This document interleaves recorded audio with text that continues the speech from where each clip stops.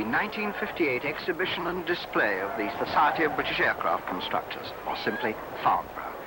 Missiles, radar, aircraft, the whole parade of the power and the utility of aviation. The dawn of the space age and of the jet era. The real emergence of the helicopters. All these things reflected in the pageant of the Farnborough skies. First, the current armament of the Royal Air Force, the Javelin all-weather fighters, and a cloud of hunters. Representatives of the squadrons of Great V bombers, a Victor, a Vulcan, and a Valiant.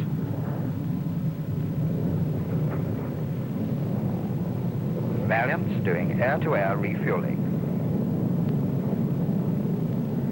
And those maids of much work, the camerals.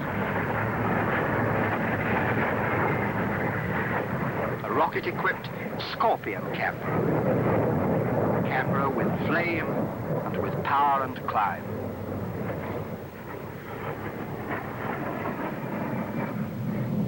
Then quiet utility, the latest Viscount.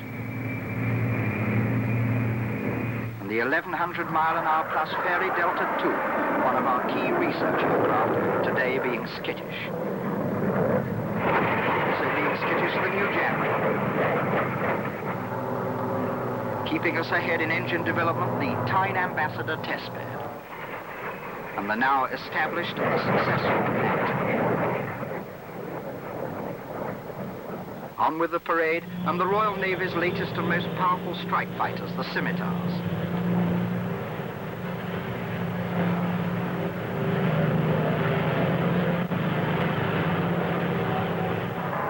Distant patrol post of the fleet, the early warning Gannet. New NA-39, Navy's long-range, low-level radar cheetah.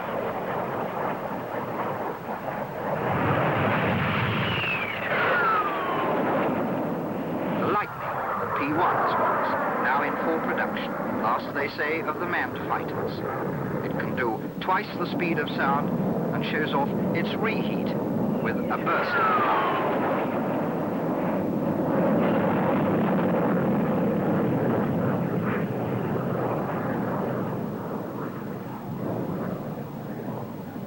A civil contrast, the small field twin Pioneer. A distinctive C-Vixen naval fighter, which leads in a stablemate, the Comet 4, now gloriously in service again and first in the Atlantic race.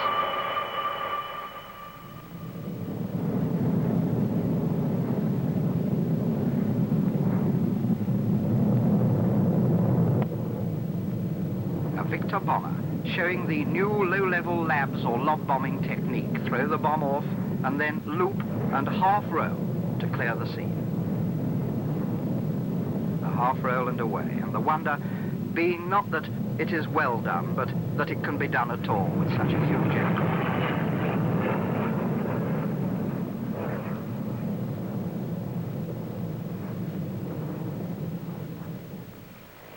After the Victor, a typical Farnborough contrast, the Auster small canvas aerobatics, always so beautifully done.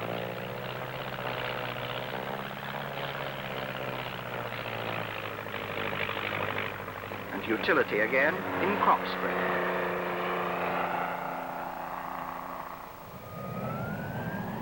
Sheer spectacle, the Navy's aerobatic team of Seahawks.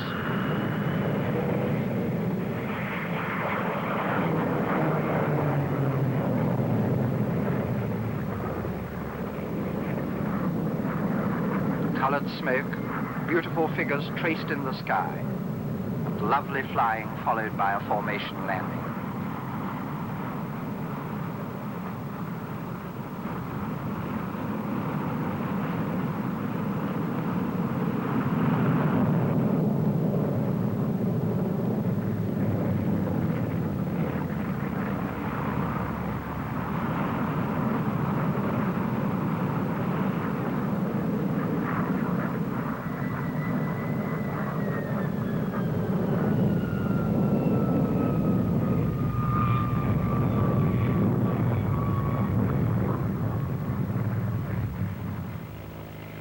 Then perhaps the dominating aeroplanes of the 1958 Farnborough, the copters. The Bristol 192, shown here landing, and as it lands, one engine is blanked off. And with one engine blanked off and flying on one, it gives a demonstration of single-engined reliability.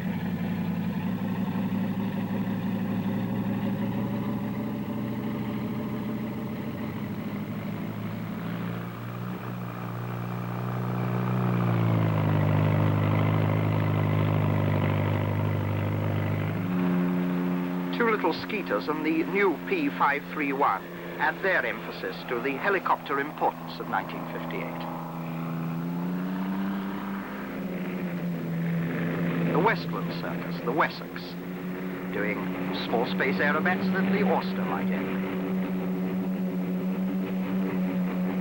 The Widgeon, jaunty and gay, obviously enjoying itself. And the Whirlwind, the Navy's familiar chopper, a family of steady development.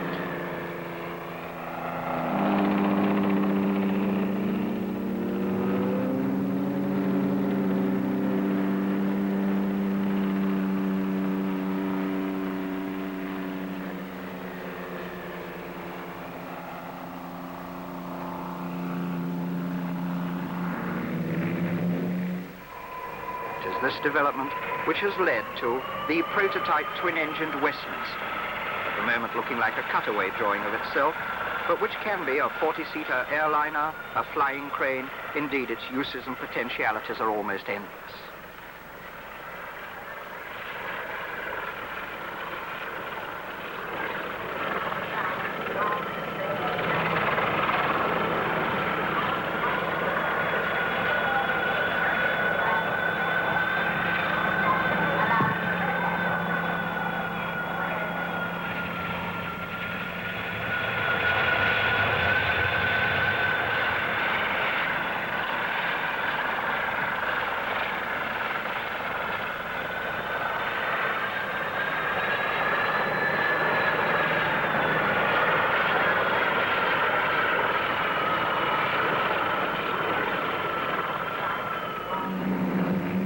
Westminster rejoins its smaller companions, literally to take a bow.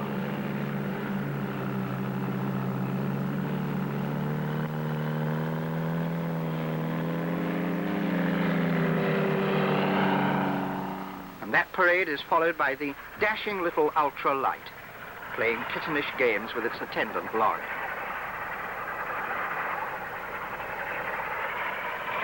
The rotor tip power makes a rate of climb for this aircraft which is quite staggering.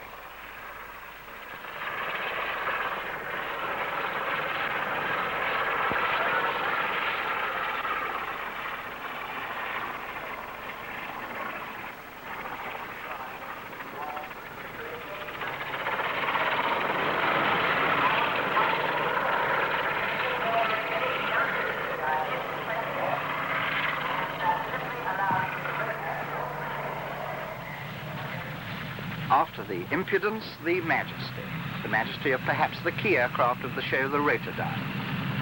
This new idea in direct takeoff flight is a helicopter near the ground and a fast auto-gyro with ordinary air screws when in cruising configuration. The power goes on to the rotor tips, and the big airliner becomes again a hoverplane. A fascinating development for short-length air journeys of the future.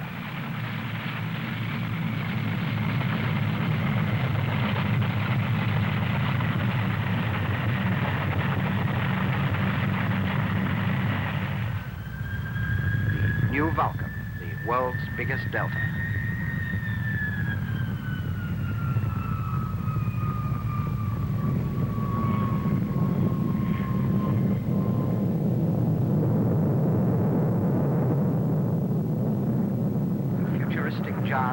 At Farnborough, this aircraft too gets into the aerobatic act. The Labs bombing technique is demonstrated over again. The huge Delta loops,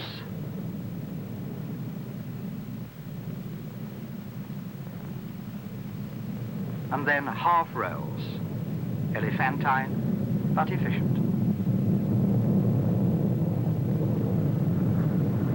A glimpse of secrets, the new standoff bomb carried under a Vulcan.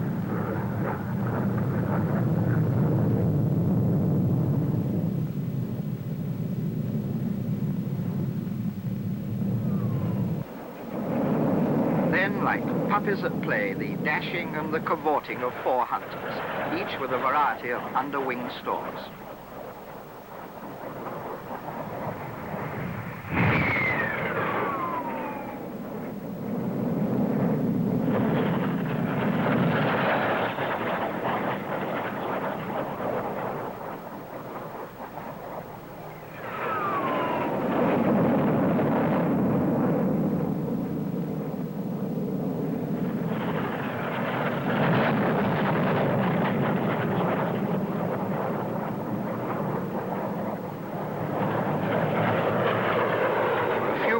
The sky seemed full of hunters, and then suddenly it was. 22 of them from 111 Squadron doing that fabulous formation loop.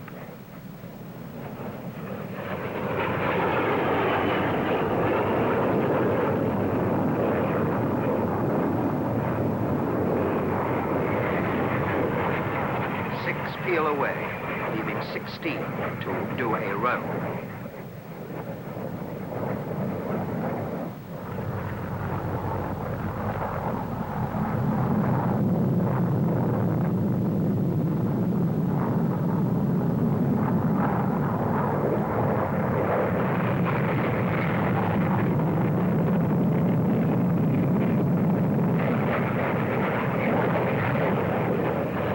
Finally, the basic 5 aircraft of the aerobatic team, cutting the sky with lovely curves. A new art form, no longer just a stunt. Once again, Farnborough underlines the importance of aviation of all kinds and of Britain's place in this great industry.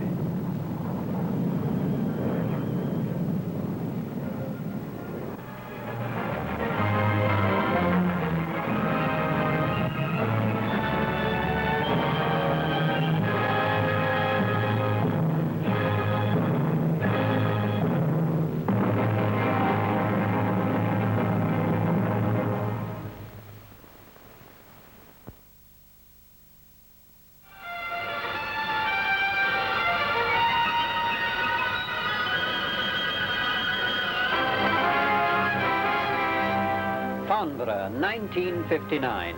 The Society of British Aircraft Constructors' 20th Flying Display.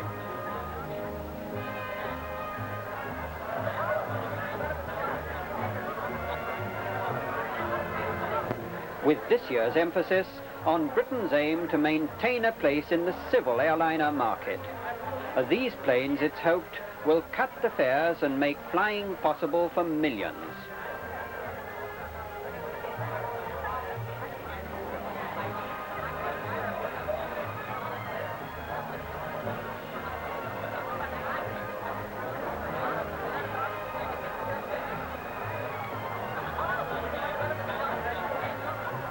Military planes, of course, for prestige and spectacle, but for its bread and butter, the industry must now look elsewhere. For instance, to the Vanguard, which Vickers say will halve Europe's airfares.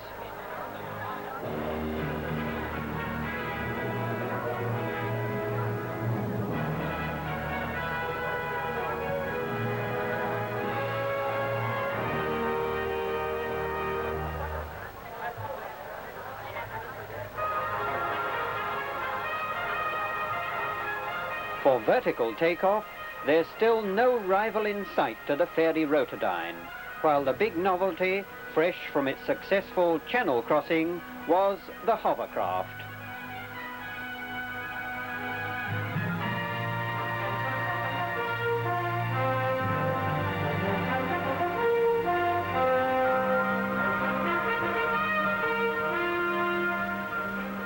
The Argosy, an Airbus for 126, or an air ferry for 6 cars and their passengers. The Vulcan, the latest version, can deliver the standoff bomb, blue steel.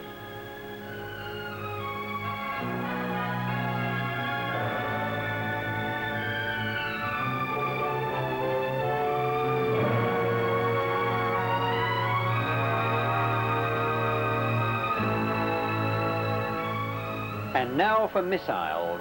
Thunderbird, now in the hands of the Army. It's among 10 all-British missiles on display.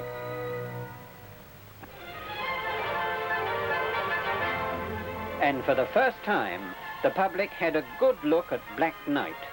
Together with Blue Streak, Black Knight could launch a British satellite.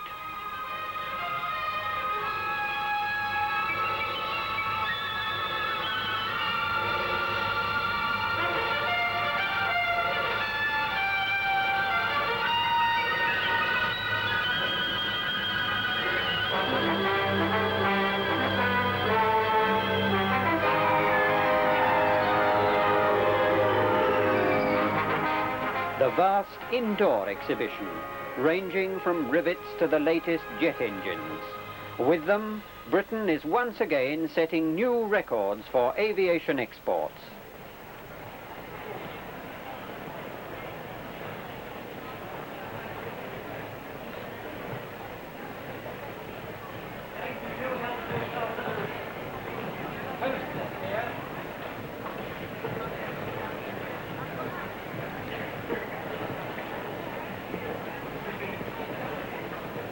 Hovercraft of the future may look like this, 400 tonners.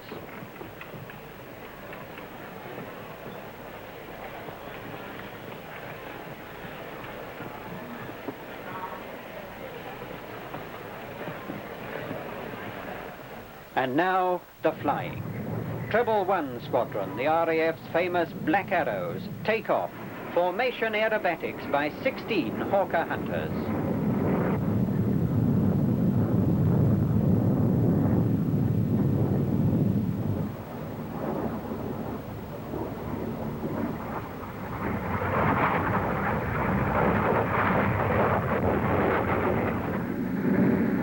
The Dart Herald, to be used by BEA on Scottish routes.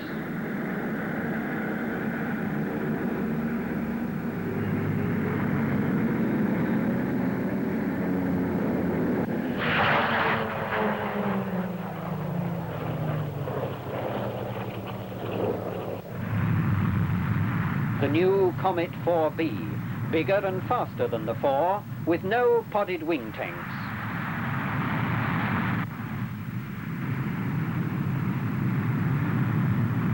The 4B will soon be linking Europe's capitals and flying non-stop to Moscow.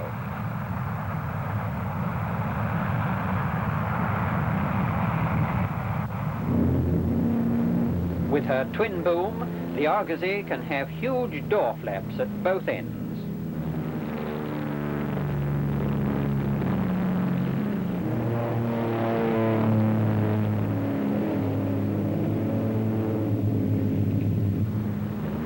Vanguards have been ordered in quantity. They are scheduled for the Paris route with BEA.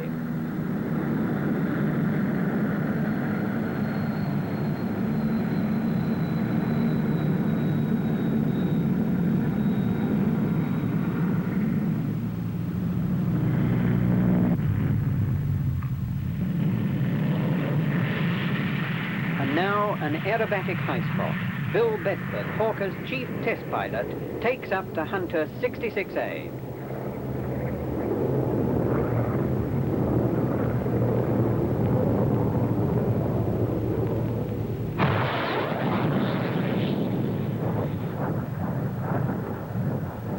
Along the runway at almost the speed of sound.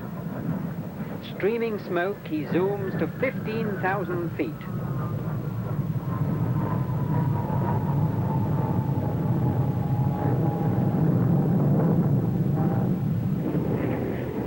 And then the spin, 13 turns and a 50-second fall.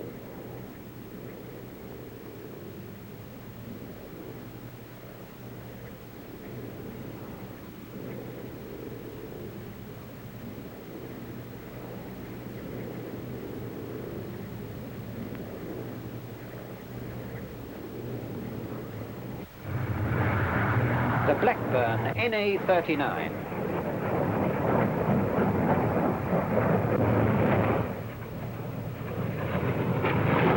This is the Navy's low-level strike aircraft.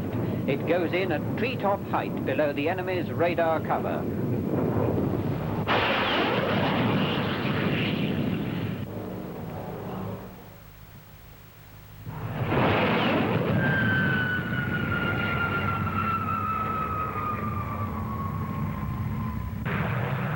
Now it's the Navy's turn. The supersonic scimitars of 807 Squadron.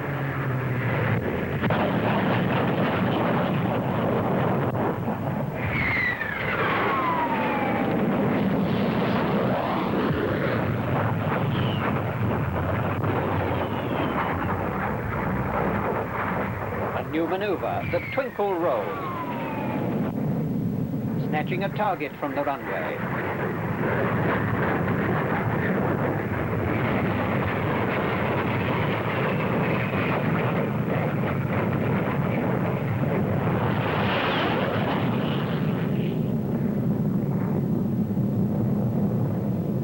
And how to toss an atom bomb.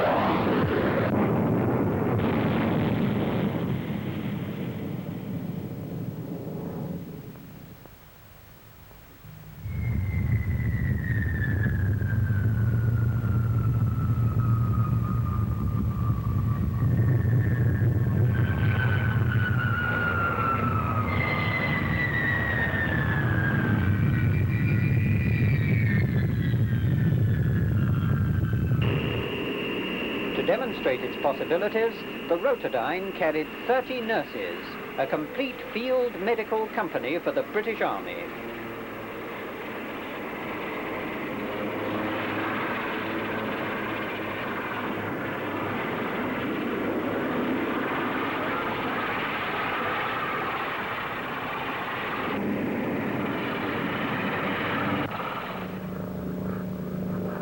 The Bristol 192, in production for the RAF.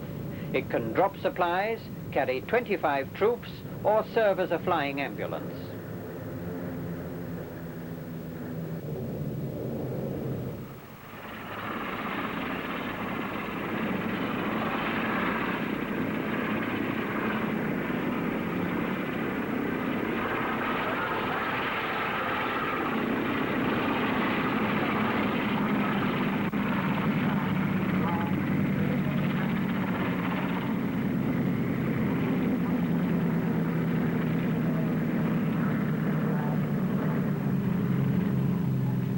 For once at Farnborough, it's eyes down instead of up. The 4-ton hovercraft, flying at her officially registered operational ceiling, 13.5 inches above the runway.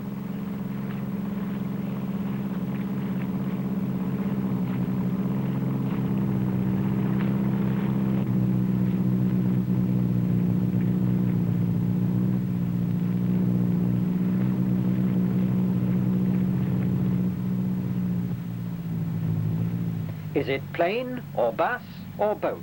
Even the 20 fully armed Royal Marine Commandos leaping aboard don't know.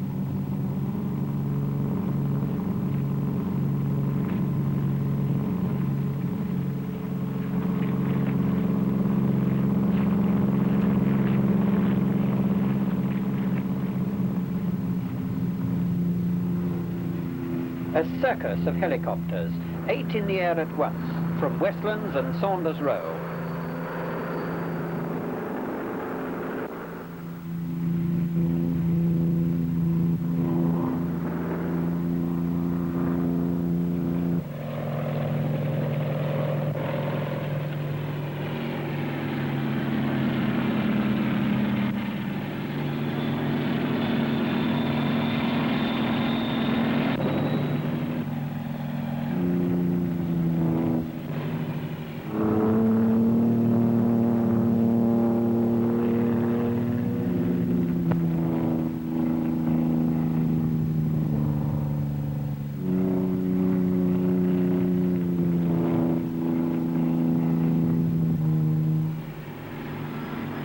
The Westminster, a flying crane, can lift loads up to 6 tons.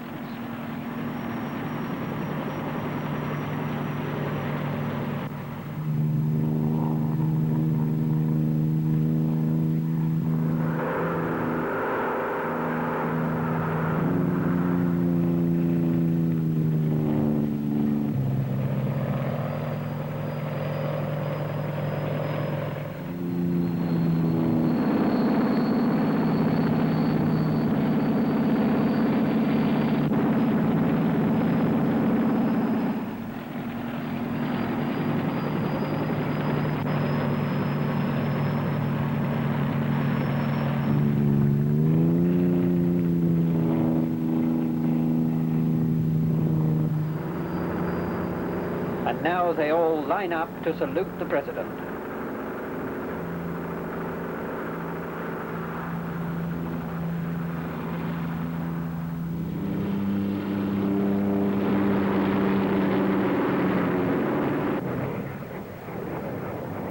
Fixed wings again.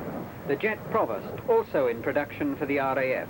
That's used to introduce pupil pilots to the jet age.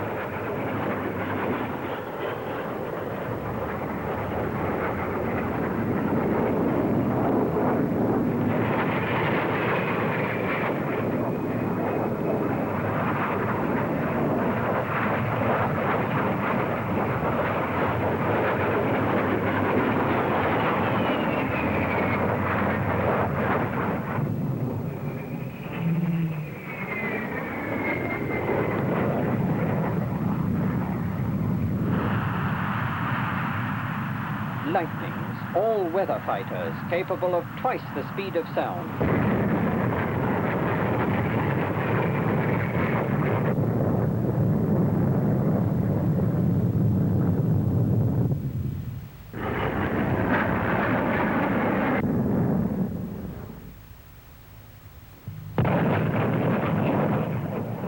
Its wings sweep back 60 degrees. And in the trainer version, pupil and pilot sit side by side.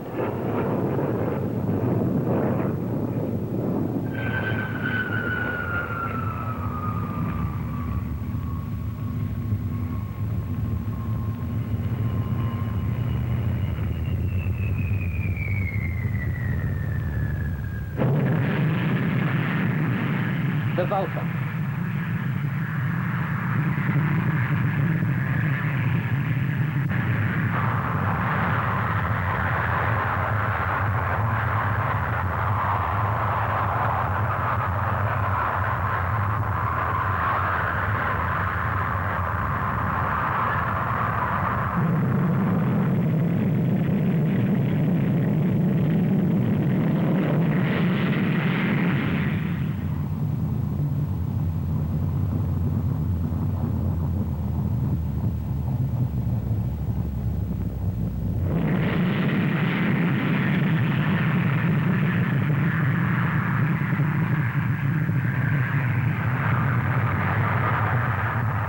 Olympus engines have a total thrust of 70,000 pounds, and with a push like that, the great bomber soars up almost vertically.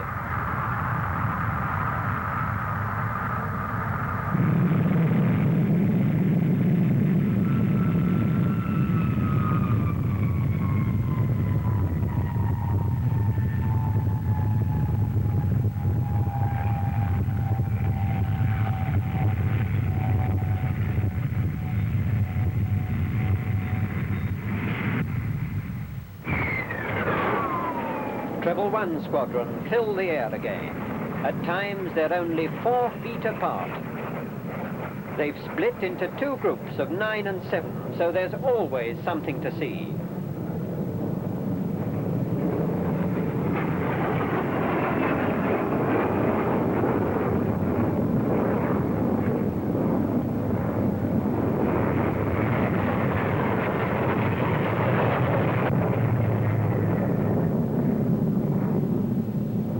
New shape, the windlass loop.